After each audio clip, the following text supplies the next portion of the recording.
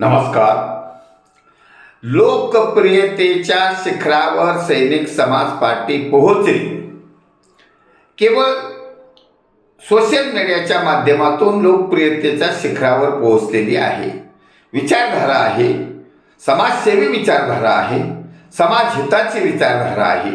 त्यामुळे YouTube channel, WhatsApp आणि फेसबुकच्या माध्यमातून महाराष्ट्रातीलच नव्हे तर देशातील प्रत्येक घराघरामध्ये, दारादारामध्ये आणि मनामनामध्ये ही सैनिक समाज पार्टीची आयडिओलॉजी पोहोचलेली आहे.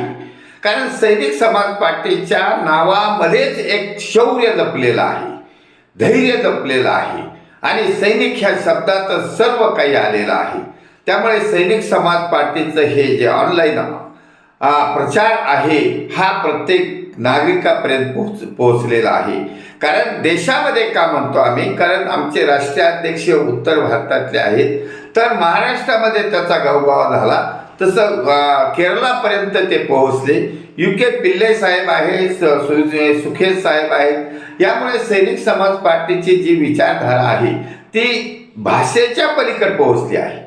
काही हिंदी चॅनलवर मला येतात की use only national and international language, पण त्यांना माहिती करण्यासाठी की सैनिक समाज पार्टीची जी भाषा आहे ती सर्व भाषा आहे आणि महाराष्ट्रातून हा व्हिडिओ व्हायरल होत असल्यामुळे ते मराठीतून जातं आणि मराठी ही भाषा सर्व देशवासियांना माहीत आहे. कारण देशवासियातले बरेच लोक महाराष्ट्रामध्ये स्थायिक आहेत, महाराष्ट्रात कामधंद्याला आलेले आहेत, मुंबईसारख्या ठिकाणी आहेत, व्यापारी आहेत आणि सर्व क्षेत्रामध्ये आहेत.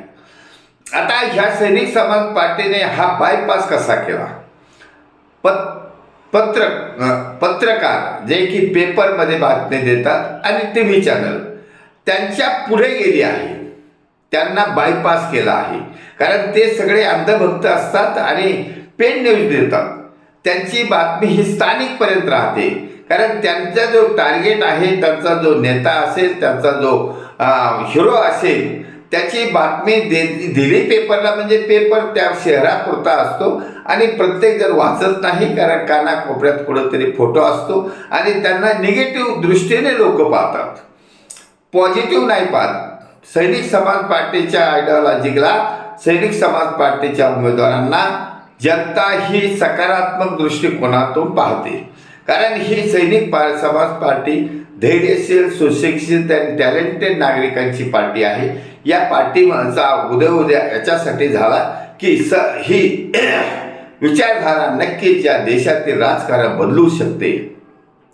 समाजसेवेच्या मार्गाने सुरू केलेलं राजकारण बदलू शकते. कारण राजकारणात असलेली खाण, राजकारणात असलेले 90% भ्रष्टाचारी, 90% वंशवादी, 90% गुंड प्रवृत्तीच्या लोकांना राजकारणातून हद्दपार केल्याशिवाय महाराष्ट्रातील आणि देशातील समाज सुखी जगणार नाही. त्यासाठी यांना बाहेर काढणं आहे. तसेही त्यांना काही लोकप्रियता नसते. 25-30% मतदान घेऊन निवडून गेलेले असतात. त्या 25-30% मतदारांना सुद्धा पैसे वाटलेले असतात, लालच दाखवलेली असते आणि गुंड प्रवृत्तीच्या लोकांमार्फत त्यांच्यावर दहशत निर्माण केलेली असते. त्यामुळे यांच्या पुढे जाणं काही अवघड नाही. कारण सज्जनाचा समाज आहे.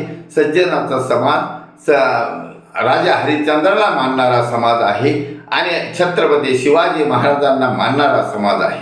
त्यामुळे हा समाज पुढे जाणार आणि इतिहास घडणार, याच्यामध्ये कोणतीही द्विधा नाही.